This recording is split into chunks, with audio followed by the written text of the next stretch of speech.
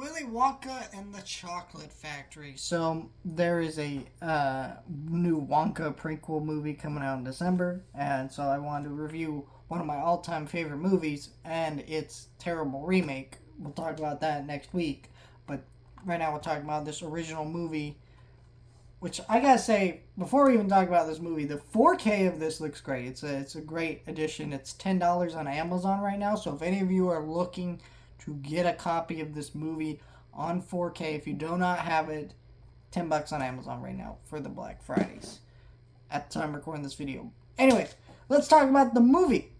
This movie is a classic, obviously, but I think it's one of those classics where it's so accepted as a classic that when you get into what makes it a classic, people don't discuss that, right?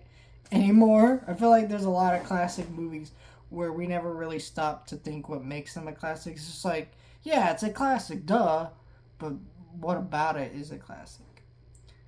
And, I mean, there's stuff that's obvious that people still point out to this day, like Gene Wilder's performance, which I gotta say is magnificent. There's a great trivia fact about this movie of where that first scene where he walks out and he has this little cane, he does this little roll, and Gene Wilder actually improvised that and said he only agreed he would only continue to do the movie if they let him do that, because that moment is supposed to symbolize everything we need to know about Wonka's character. At first you think, oh, he's handicapped, he's got a little bit of a limp, but then you realize he does this little barrel roll, does this little flip, and you realize, oh, this character isn't a trustworthy guy because he faked being handicapped just a minute ago. Does a little roll, so you're not really sure if he's a good guy or a bad guy, and that's kind of remains the thing throughout most of the movie.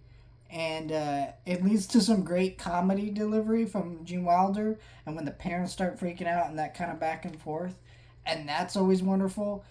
But it also leads for a lot of delightful, like, goofy dialogue. You see, the whole thing about Willy Wonka is he's just a weird, bizarre character that, people want to look into the darker side of it and be like, is he making the chocolate factory to kill his victims? Sort of thing. And it's like, it's just supposed to be weird and quirky, sort of thing.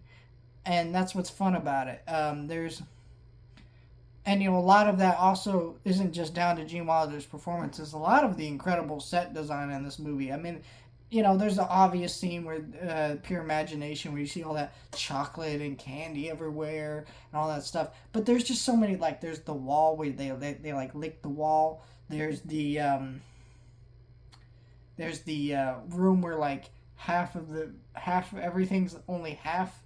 Things like that. It's just weird, bizarre stuff that's quirky. It's just a great time. It's just, what a wonderful thing. And the music in this movie is great. I mean, obviously, it's iconic. They're still using these songs in movie trailers. You hear what was it, Ready Player One a few years back? Use Pure Imagination in the trailer, right? They still play those instrumentals to make you think. Even the Wonka trailers, still trying to remind you of this movie's music. So, obviously, and there's just some goofy stuff. I will say, I've always found the story Wonka gives about the Oompa Loompas so weird. I've always wondered, like, why in today's modern society, I'm not advocating for cancel culture. I'm just saying I just always find this weird, right? We got all these people who are so sensitive about cancel culture, and you got Wonka here who's talking about how, like, he found these people from a native country and is like, hey, you want to come work for me in my factories? Like, basically makes them slaves from what it sounds like. Which is just really funny. I'm not advocating to cancel this movie. I love this movie, right? I'd be upset if there's like a campaign for that. But I'm just saying, like, it's just always funny when I find that story out. I always find Oompa Loompas weird. They're the one fantasy thing in the Willy Wonka kind of franchise, like if you're talking about movies or books, that I just never understand it. I always find it weird.